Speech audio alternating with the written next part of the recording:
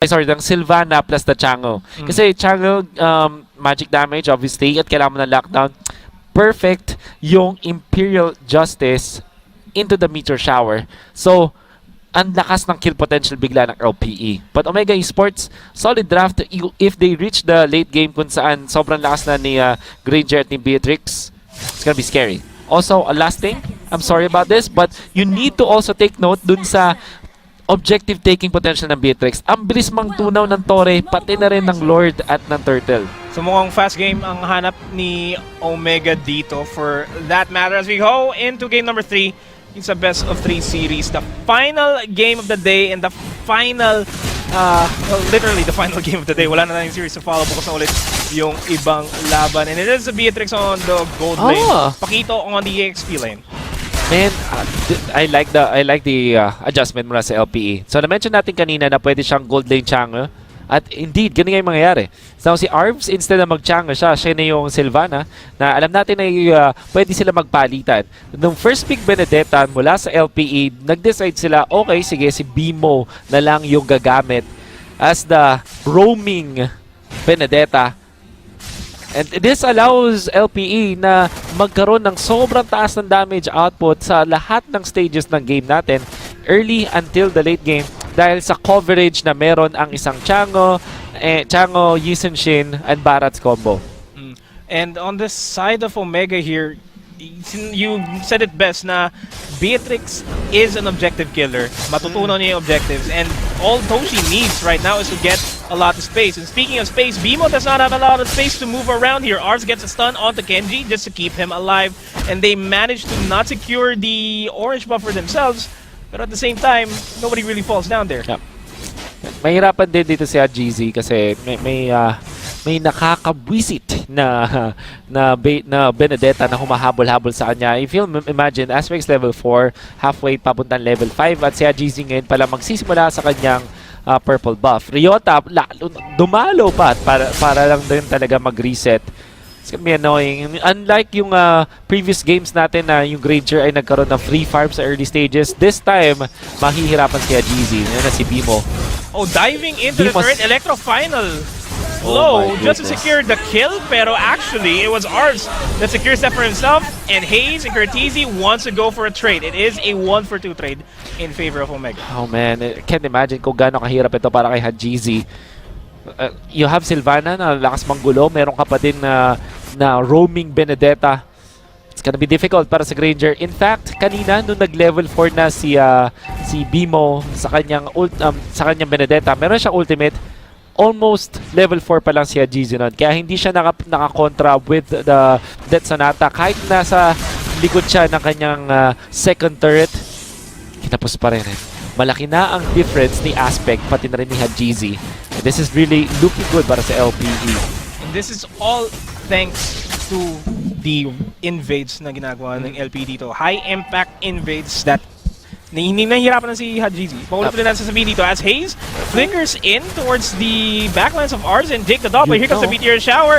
Aspect will actually fall down there. Omega trying to fight back in this game. The Electro Final blow will not connect to anybody. KurTzy and Haze will fall back. Aspect, the only one going down, as well as Toshi. The classic combo ng LPE. Minsan ginagamit nila yung Chango kay Arvs. Minsan din naman ay kay Jake the Dog. But it is the same. Imperial Justice, pati na rin Meteor Showers. Shoot na shoot.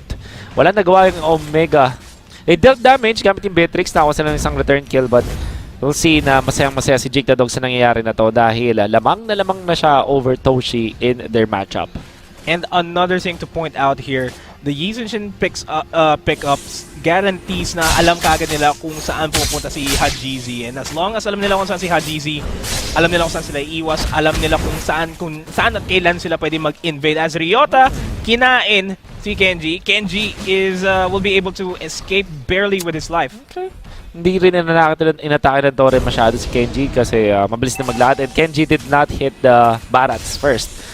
Do take note, merong mga minions are under the turret. So, medyo wasted ultimate kami from Ryota, pati na rin yung flicker. and Omega, confident sila ngayon mag-take ng turtle, or should they be confident though? Yan ang tanong. Maybe Beemo pops the electro final blow, eyeing out Hadjizy, gets the stun up connection, and Hadjizy will fall down. Granger is out. Glorious Pathway, defensive usage there, and semi-aggressive as well from Haze. Will manage to secure 2 other kills onto Arvs into Aspect. It's just J-Dog alive in this team fight. Ryota in the backline, surrounded by 4 members. Mukhang wala siyang matatakasan. Gets 1 bite off of it to try to get the turret aggro onto Kenji, pero ang sobrang kunat nga niya. Oh, without damage, Kenji, he knows na mahuhuli din talaga siya, kaya hindi siya umatake dun sa Barats, which also meant na hindi siya yung natake na Torre. Nice juggling from OMG from Mega Esports. Beemo, roaming Benedetta, not much damage, but did have to execute though, pero makunat na ngayon si Kenji. And unti-unting na lumalabas yung problema ng LPE dito. It is the Kenji. It's not Hadjizy for that matter. It's Haze and Kenji. As I say that, Toshi goes down. And we haven't seen an objective being secured by Omega just yet. Maganda yung kill na nakuha ng Omega, 3 dun para kay Toshi, but the fight afterwards, nag-favor talaga si LPE and Haze. Flicker forward, okay. Commits the Glorious Pathway para kay KurTzy to take the kill onto Arvs, pero Jake the Dog will just have to use that meteor shower. Literally walking out of there, LPE. Parang wala naman din sila masyadong ginawa. Parang cover fire lang kami na from meteor shower, but ang daming ginamit na important resources mula sa Omega. Flicker ay isang resource. Imagine having 1 minute and 30 seconds na wala kang flicker on your tank, tapos you also committed yung yin-yang overturn and the Glorious Pathway din. So weird na decision mula sa OMG. Weird decision making here indeed. Alam nila na they have to secure kills, pero it wasn't really effective for themselves. Na they had a good idea on the top lane, pero they weren't actually expecting a full 3-man lineup. And they weren't actually expecting 3 members from LPE in that tribe brush. And that costs the, well, not actually costs the life here, but the HPs are dangerously low here for the rest of the members of LPE. Sila pa yung nadehado dun sa fight na yun. But they do manage to get the turret off of that. Arvs just buying a lot of time, manages to dash out. Beemo, nandiyan parang tumulong. Gets the dive in. Ryota looking for an opportunity, and Beemo's gonna be playing the prize. Commits the electro final blow a bit too early. Questionable plays for both teams. Na makataas. I mean, Arvs was already tried to buying a lot of time. Ang daming naubos na oras. And then Beemo tried to jump in as well. Hindi naman ganun din ka-punishing though, kasi ang kagandahan sa nakuha ng LPE is nakapag-push to Barats sa may lane na yun. However, OMG having the first try at this turtle. Nakita nga lang sila with this mountain shocker. So ang trade-off yata para sa LPE, going for the top lane turret in exchange for the turtle. And it's almost always going to be the turret here kasi LPE now has a wide open map. Kaya nilang i-take kagad yung jungle ng Omega dito. More resources out there. And Arvs, it's taken out. Thanks. Toshi might be in trouble. He is going to be in trouble, but he's relatively safe. Haze is the one that has to be in trouble. Gets gobbled up by Ryota. And there's not a lot of positioning here for LP to really follow it through. Omega going to oblige with a kill onto Beemo. Another kill on the board for Toshi, and they are on the chase. Gets a flicker into Ryota. Ryota will get taken out, and it's this bottom lane turret na ina-eye out na Omega to even out the map. BOD na pick na by Toshi. Yung haba ng fight na yun, awkward para sa teams. Might get an exit kill kay Jake the Dog. Might, but the meteor shower is deterring them from pushing any forward. Aspect, maganda yung pwesto. Against 4. Mountain Shocker. Beautiful damage output. Will get the kill onto Haze. But the HPs are low. Arvs ata nagigigil siya.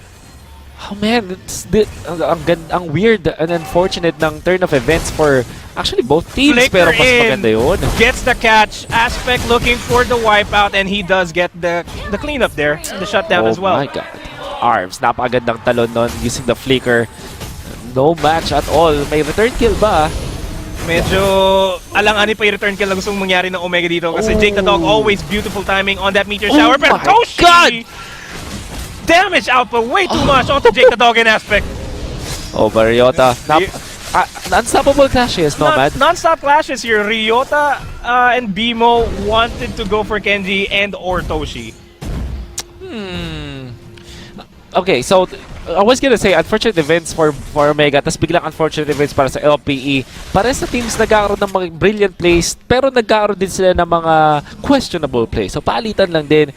But then again, LPE, dahil sa fact na nakuha sila ng 4 na tore, isang tore lang para sa Omega, sa kanila natin ibibigay talaga ang early stages. So like in the first 9 minutes, gonna be favoring them. And tingnan naman natin, lamang ng around 600 gold lang naman ating usage over the Granger. Pero si Toshi, 6.6k. Ang kanya katapat, which is Jake the Dog, is just 5.7k. So, sabihin na natin hindi ganun kagandang economy na supports ng OMG, pero yung kanilang mga cores against LPE, having a good time. And we're already reaching a point na paunting-unting sumasakit na si Hadjizy. Even more so, si Toshi. Yeah. And dadating sa point na ang Omega, mas malakas sila sa late game dahil sa kanilang raw damage output. Sabihin na natin ang LPE, meron silang sustain. Ang pinili ni Ryota is the helmet into, double helmet eh. Sky Guardian helmet, tas Cursed helmet. So makunat talaga itong ating Barats. Come point though na baka kulangan sila ng damage unless dumating si Jake the Dog sa critical mass kung saan kaya na niyang mag-burst down using the Meteor Shower. And speaking of Meteor Shower, it is being saved out just yet kasi LPE gusto nilang kunin yung Lord. Omega does not want to give them the Lord and they're already in position to secure the Lord themselves. Medyo tug of war yung nangyayari dito sa laban natin ngayon, Wolf. Yeah, it is definitely a tug of war. 9 minutes in. Kahit sinong team dito, hindi kayang ibigay, hindi afford na ibigay yung Lord over the other team. Sobrang crucial. At tingnan mo yung burst. We were talking about this, kung gaano kabilis mang-shred ng Tore, pati na rin ng Lord ang isang Beatrix. Give him a little bit of opening lang. Nako, makabilis yan. That's why LPE are respecting this. Hindi sila nagpapapoke, pero kakasabi ko lang. Hindi nila nirespeto ang bush. And look at the damage outflow from LPE. The Mountain Shockers as well reveals the location of Omega. The Glorious Pathway will be used defensively para mabuhay sila doon. A 1-for-1 trade. Omega slowly getting back into the game. 2 mid laners, flickers committed kay Ryota. And a lot of battle spells din para sa Omega. So I think LPE are feeling confident now. Feeling very confident. Just Kenji and Hadjizy contest this Lord. And let's take Kenji out of the equation as well. And that's a bad decision para sa Omega. Giving up yung kanilang EXP laner. Which also means, again, confident ulit ang LPE. Na-commit nila yung Meteor Shower nila with that kill. But I think that at that moment ay goods na yun para sa atin ng team. Beemo, ang ganda ng pwestuhan for scouting. At hindi rin nagpapatay. That is also an aggressive Glorious Pathway committed by Haze, pero wala mismo nag-follow through. And that does apply the slow onto LPE, but it's not slowing them down with this team fight. Wow, LPE, the better decision making dun sa Lord area. Kinda have to think back yung Omega dito, one after another. Hindi sila ganun ka-synchronized. Beemo back dun sa kanyang pwesto kanina. Now KurTzy, dipping his hands there. Looking for an opening. Omega will try to go for the steal. Lord will be secured by LPE. And with that being said, the Meteor Shower will be committed as well to deter Omega from looking for a fight. And yes, Hadji is down. That's 1 burst damage out of the equation for Omega. Simple mathematics yung LPE. 4 versus 5 yung fight around the Lord area. Hindi nga actually naging 4v5 kasi yung ibang members pa ng Omega ay hindi handa nung tinry na gumawa ng play ng ibang members ng Omega. Beemo, napakaganda nung pwestuhan around doon sa Kramer area, doon sa may top lane. Makita nyo yung parang beetle na jungle creep. 2 beses siyang nandun at hindi man siya nakakuha ng kahit anong stun or initiation. Yung fact lang na alam niya kung nasa yung mga members ng Omega, that's already enough. At napapakomit din yung Omega dun sa tank natin na si Beemo. Kaya naman din effective paminsan-minsan ang isang roaming Benedetta. And now Omega, they're in trouble. They are in trouble. This is a throwback to game number 1 where LP is already sieging up. Beautiful entry there by Arvs. HP already low from Toshi, forced to back off. Yung damage output na meron si Toshi, hindi niya masyado na-apply kasi lagi siya nababurst out. Kailangan niya bumalik agad para mag-reset. That's right. And now the siege for the mid lane is happening as well. They will not be able to secure this, pero they have to fear the fact na yung LPE nasa labas na ng bahay ng Omega. Well, see, yung magagandang talo dito ng LPE, kaya natin masabing maganda sila kasi nagugulo nila yung backlines, nakaka-achieve sila ng pag-take ng objectives at hindi lang yan, nakakaalis sila safely. Another jump from Arvs. Another glorious pathway committed. Hopefully, this is going to be the aggressive play from Omega. Pero again, beautiful timing by Jake the Dog. Hindi niya basta-basta binibitawan yung Meteor Shower. Oh, look at this decision from LPE going for defensive items. Kaya ang kukunat nila. And even with jumps, hindi sila napapatay kahit ang taas ng burst potential ng Omega. Beemo in the backlines. Electro final blow. Connecting on the Ooh. two. Catching Hadjizy. Oh my God, but Hadjizy. it's being controlled out by Toshi. Oh my And the Meteor goodness. Shower, just to add a little bit of salt. I am dumbfounded. Ang ganda nung kontra dun ni Hadjizy. I honestly thought na dead to rights na sila drop from Beemo's jump tapos may initiation din from other members of LPE. Pero instead na bumak ng totally, sumindstep siya ng konti papunta dun sa kanan from our field of vision. And that meant na nabuhay siya. Ginamit din niya yung ultimate kasi meron kang konting recoil coming out from the Death Sonata, di ba? Meron kang konting atras or, you know, meron kang konting roll when you're doing it. Ginamit din niya yung to his advantage after the rondo. Very smart usage ng kanyang Granger.